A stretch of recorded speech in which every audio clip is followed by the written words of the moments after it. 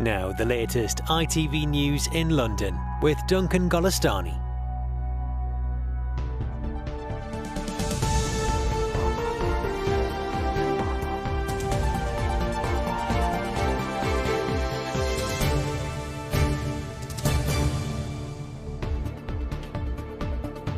Tonight's Queen of the Track, Laura Kenny becomes Britain's most successful female athlete after yet another gold in the cycling, to the delight of her team back home.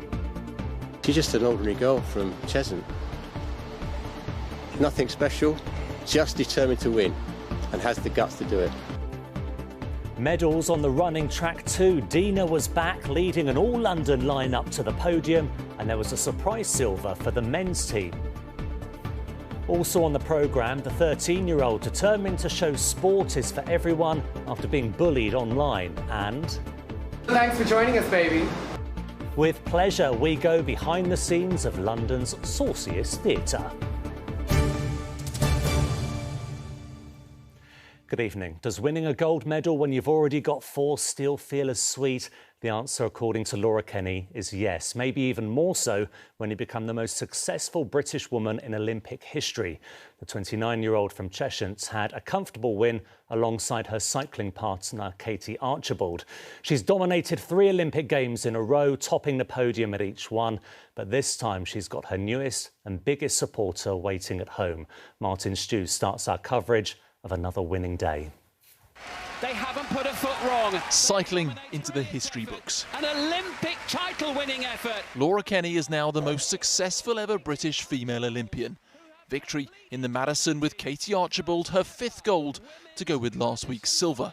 Her dominance stretching back to when she was a fresh-faced 20-year-old at London 2012. I'd definitely like to go to Rio, like doing another Olympics, but I don't know about a 3rd, like everyone keeps saying. I could beat Chris Hoy's record. Easier said than done, but... Fast forward 9 years, these games have been tougher personally. Laura telling the reporter trackside how hard it's been to be apart from her 3-year-old son Albie. I've never missed him so much in all my life. It's so hard leaving him at home, and just to have Katie there the whole time. I feel like I'm racing with a sister, and I couldn't have done it if we didn't have that relationship. Growing up in Cheshunt, Laura's heroes were Bradley Wiggins and Victoria Pendleton. Those Welland Wheeler colours are now being worn by a generation inspired by her. She started on the same track I started on, did probably the same things I did, and yeah, it means there's no excuses for me almost. I met her a couple of times when I was quite young, yeah, so I got a few cringy pictures. Just super inspired and just amazing to watch somebody that trained here compete at that high level and win gold, yeah. Just a steady pace to make sure. Francis Gallagher was one of Laura's first coaches. It takes years and years and years of dedication and sacrifice for any young rider to achieve their goals. But as Laura is a great, fantastic role model and example, she's just an ordinary girl from Cheshunt.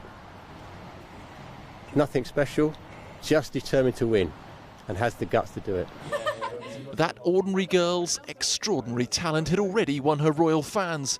Today, the Duke and Duchess of Cambridge tweeted their congratulations on her latest incredible achievement. On Sunday, she has the chance to win another gold in the Omnium. Victory would see her achieve what she thought she never could, matching Sir Chris Hoy. Martin Stew, ITV News. It wasn't just the cycling track delivering the success today. Over at the Athletic Stadium, there was delight too for both of our 100 metres relay teams. The women, an all-London lineup, couldn't quite match their semi-final performance, but secured bronze. Then the men's team went one better, just pipped on the line into 2nd place. Smiles and medals all round then, as Antoine Allen reports. It was just incredible. Men and women's Olympic relay medals are coming home. Tears of agony and joy came after the men's relay team secured an unexpected silver medal. In the Euros, England took the early lead but were beaten by the Italians. In Tokyo, history repeated itself. The Italian sprinters overtook the British quartet to bring home the gold in a photo finish. Moments before, British relay success started with a squad of Londoners. Asher Phillips set the team off. A tight exchange with Amani Lara Lanticott had hearts racing. Dina Asher-Smith kept the team in medal contention. Finally, Darryl Neater's last leg had future Olympians cheering the team to a bronze medal.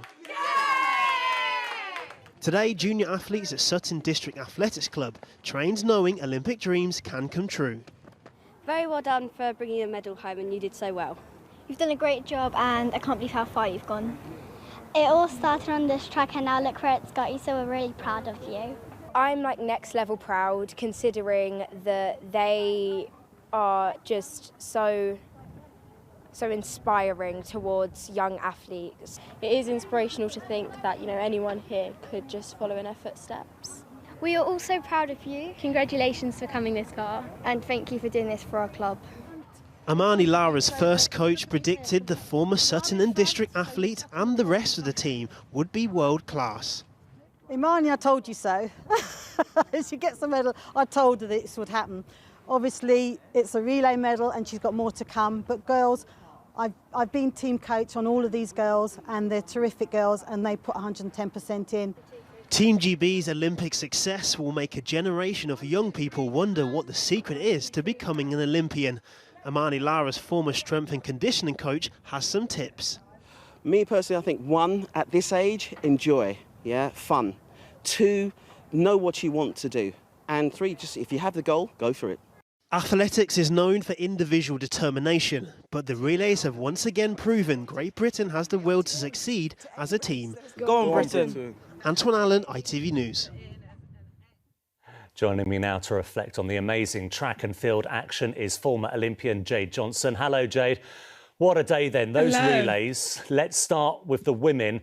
They did absolutely brilliantly. Were you expecting them to be a bit higher on the podium, though? No way. I mean, they did fantastic. Honestly, I'm so proud of them. And all London girls, I mean, to be honest, it was an absolutely stacked Jamaican team. I mean, you've got the Olympic champion in the 100 and the 200. You've got which is Elaine Thompson. And then you've got Shelly-Ann Fraser-Price. That Jamaican team was unstoppable. If they got that baton around, they were going to win. And you've got that really strong US team. So to get the bronze medal, they did fantastic. OK. Wasn't it lovely to have Dina back on the track after her problems earlier in the week? Yeah, I mean, I think a lot of people were a bit surprised because of obviously that very tearful interview that she gave. But to be honest, from what she was saying, I felt like she was, she had got over the injury, but to do the 200, the injury had stopped her from doing the training that she needed. But she's obviously in 11 dead shape, which is not slow. So to run the relay was absolutely going to be it. And like she said in her interview after the relay, she's one of the best turn runners, the bend runner in the world. So she did a really good job. And then on to the men, like that wasn't enough. They got a silver. And I've got to say, I wasn't expecting that. They did absolutely brilliantly, didn't they? Well, you know, honestly, if I'm really honest, I'm really gutted. I'm really gutted. I mean, on last leg, Mitchell Blake, you could see when you watched his reaction, he was really gutted. I mean, we really needed that gold medal. It would have been amazing if we got that gold medal. They did very, very well. And but I think to be overtaken by the Italian on the last leg, I think it was, you could see in his reaction, he was not happy. And we really need that gold medal. Silver is amazing, but that was an opportunity lost. There was no Americans in the final. There was no Jamaicans that were running as good as when Bolt was on the team. So this was a real opportunity for us to get a medal like we did in 2004 when the guys won the gold medal. But to be honest, there's a guy called John Mulkeen, who's one of our stats, gurus out there, and he had said that is the 3rd fastest time that the British men have ever run. And it's actually half a second faster than what they ran in 2004. So really, they did do a great job, but it was just gutting. We would have loved to have had that gold medal, but they did fantastic. Yeah, those final few seconds were really, really tough to watch, and he did look absolutely distraught. Just briefly, if you can, Jade, how do you think we've done overall as we come towards the end of these games on the track and field? Well, first of all, I think I'm exhausted just watching it all. It's definitely more exhausting watching than actually competing. But I think we did well. I was a little bit nervous, but it seems to be a lot of girl power out there. The 3 medals that we got, Keely Hodgkinson in the 800 silver, Holly Bradshaw in the pole vault silver, and obviously that amazing silver medal from Laura Muir. So I think we did well overall. We got 7 medals the last Olympics. We've got 5 this time so far. We've still got 1 more day or 2 more days to go. So let's see. But I think we've done pretty good. OK, Jade, wonderful to have your analysis through these games. Thank you so much. What a brilliant day, eh? Thank you. Thanks. And, of course, we'll have plenty more from Tokyo on the ITV News at 6:30 with Lucrezia. That's in about 20 minutes' time. Moving on now, and the mother of a terrorist killed by police after going on a stabbing rampage told the inquest into his death she knew instantly her son was responsible. The mother of Sudesh Aman recognised his clothes on a news alert about the attack in Streatham. She recalled in his final phone call he said, "Bye-bye, I love you, mummy." He went on to stab 2 people. Katie Barnfield has more. Sudesh Aman was 20 years old when he stole a knife and stabbed 2 people on Streatham High Road before being shot dead by the police. Today, the inquest into his death heard from his mum, Halima Khan, who talked about her shock when she realised what he had done. The oldest of 6 brothers, Mrs Khan confirmed to the jury that Sudesh had been expelled from college in Brent for being violent towards other pupils. After his arrest for terror offences, she went to visit him in prison. On one occasion, the jury were told he was demanding towards her, telling her what to think and how to behave as a proper Muslim. She then talked about their final phone call on the morning of the attack. She said, "Sudesh said he loved me. He said, 'Bye-bye, I love you, mummy.' He has said this before. That was the last time I spoke to Sudesh." A few hours later, Mrs Khan said she heard that something had happened in Streatham. She was frightened and called Sudesh over and over again, but he didn't answer. She said she saw on the news that someone had been shot, and on the ground here, she recognised the jacket and shoes that she had given to him. Immediately, she said, she knew her son was dead. She said, "I was shocked. I kept crying. All my children were running to me and asking why I was crying." The inquiry lawyer asked her, was there any explanation for what he did and what motivated him? She said, "No, I didn't think he was going to do these things. I had no idea." Earlier, Mrs Khan's lawyer had accused the police of making the wrong call when they decided not to intervene after they watched Sudesh Aman buying the items he would use to make the fake suicide belt he was wearing during the attack. The officer leading the investigation, known only as HA6, disagreed, saying he believed the police showed bravery and professionalism, having stopped an attack that could have been far, far worse. Katie Barnfield, ITV News. A man has died after a double stabbing in Stratford. Police were called to Henniker Road in the early hours of this morning, where they found 2 men with injuries. A 23-year-old died at the scene. A 19-year-old man was taken to a nearby hospital where his condition is non-life-threatening. Police have released an image of a man they want to speak to following an attempted rape in Tottenham. A 21-year-old woman was walking home along Raynham Road when she noticed someone following close behind her. After trying to attack her, the man ran off and got on a number 149 bus. Now, it's been 10 years since the London riots, where thousands were arrested over 5 days of violence and destruction. 5 people lost their lives, while many others were left homeless and some saw their businesses destroyed. The violence started in Tottenham after the death of 29-year-old Mark Duncan, who was shot by police and died from his injuries before it quickly spread around the capital. It was the worst civil unrest the UK had seen for a generation. In the latest of a series of special reports, Chloe Keedy reports now on the aftermath a decade on. The images of Tottenham 10 years ago today are still shocking. The skyline thick with smoke as buildings and buses burned. Bonfires were lit in the streets, which had become a battleground.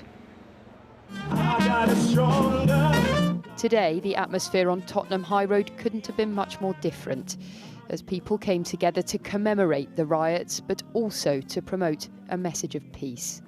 I remember trying to stop some of the destruction happening. but I could not do anything at that time. Reverend Nims Abonge remembers that Saturday night clearly. It was 2 days after 29-year-old Mark Duggan had been shot dead by police. What was traumatic was seeing how a peaceful protest became so violent just in a moment of hours. And that was simply because when the family had asked for a senior officer, unfortunately that officer didn't come. Young people got upset.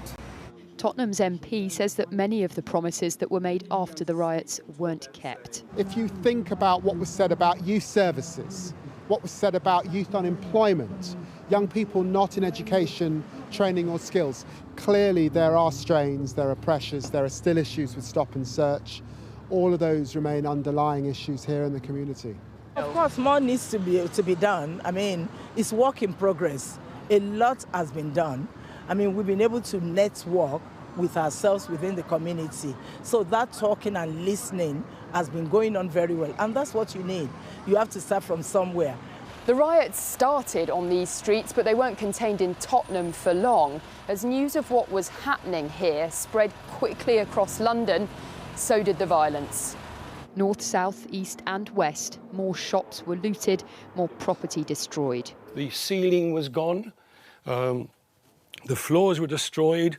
Duncan Mundell had to close his shop in Clapham for 2 years.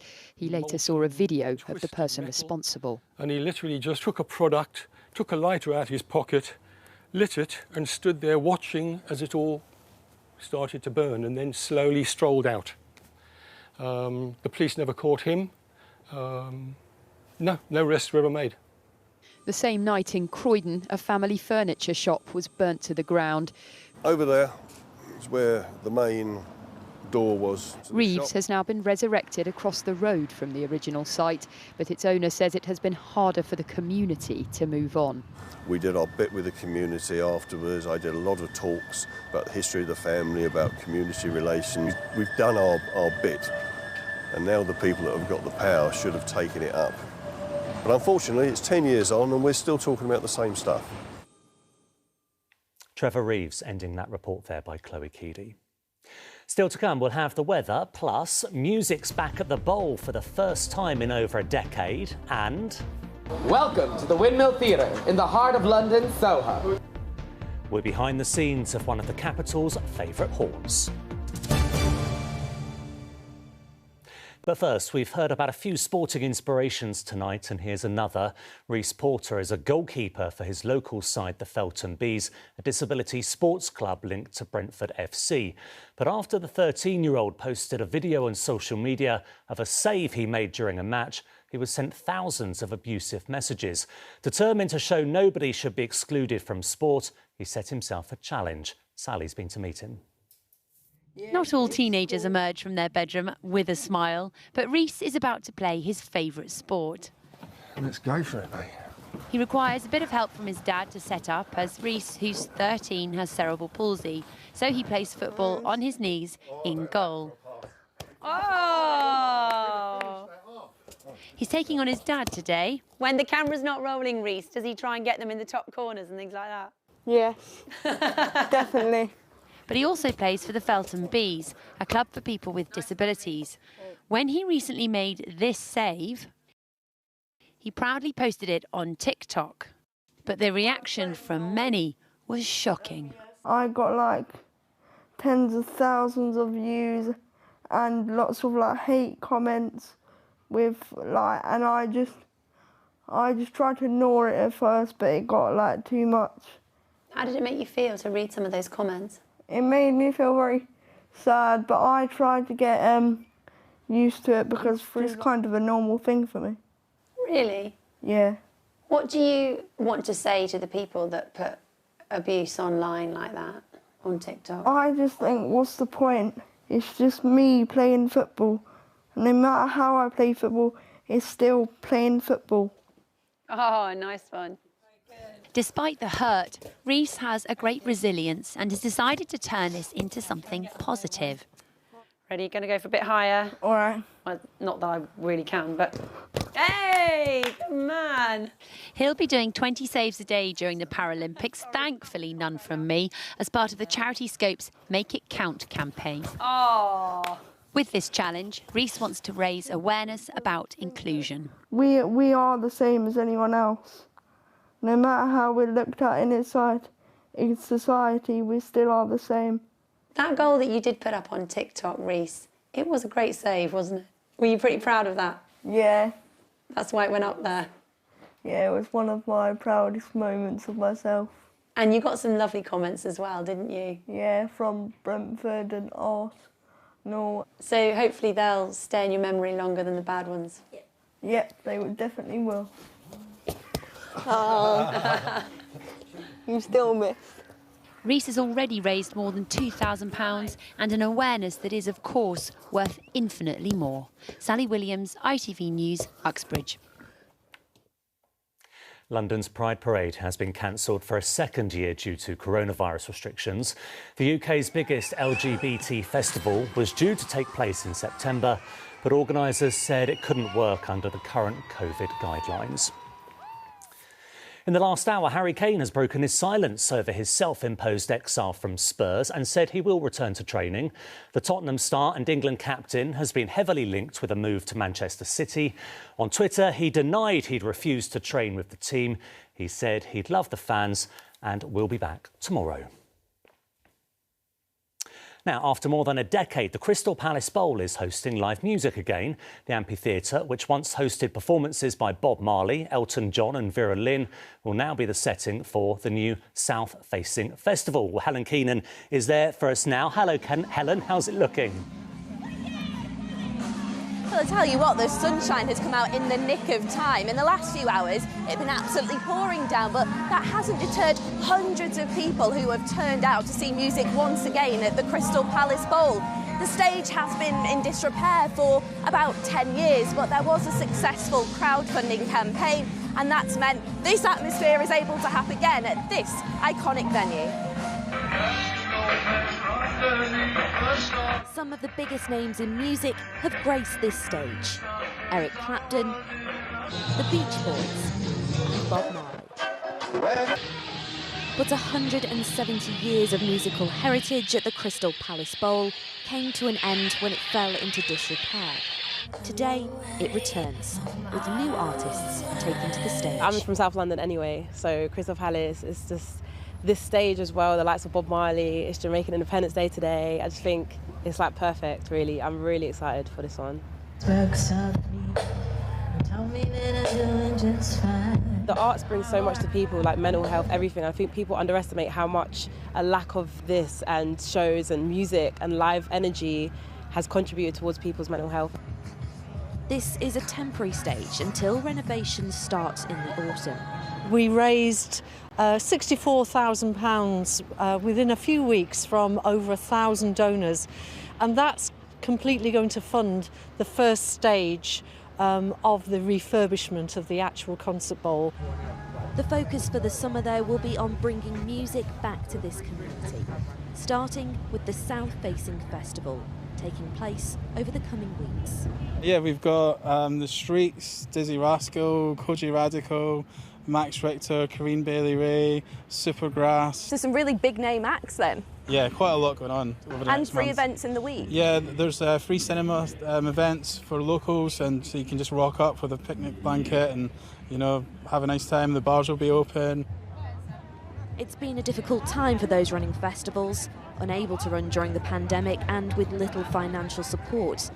Today, Chancellor Rishi Sunak announced a £750 million insurance scheme for live events, which some in the industry say has come too late.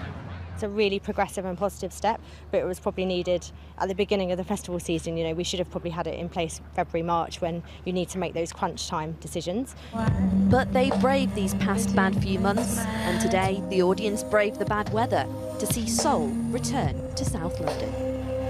Well, in the coming weeks, we're going to see some big names here. Supergrass, Dizzy Rascal, and for many artists here today, this will be the first time they performed in 18 months because of the pandemic, and you can hear just how much the audiences are enjoying it. Helen, thank you very much. And as Helen was just saying, the weather can't quite make its mind up, can it? Here's James right now with the forecast.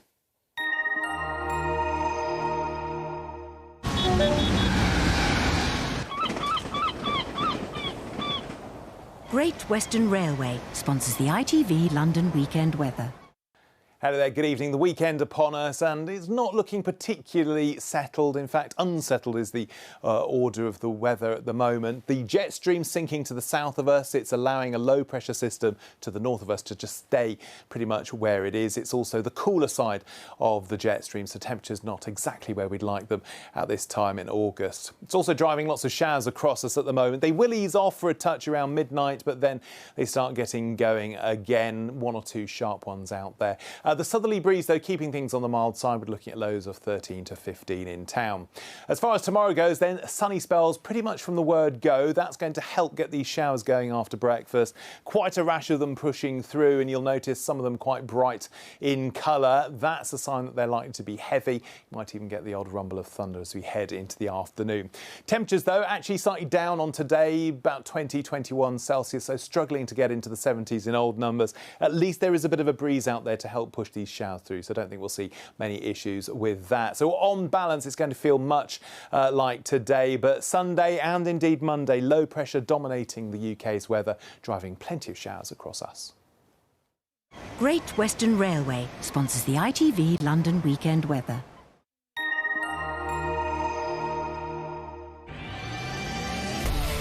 Hello, summer.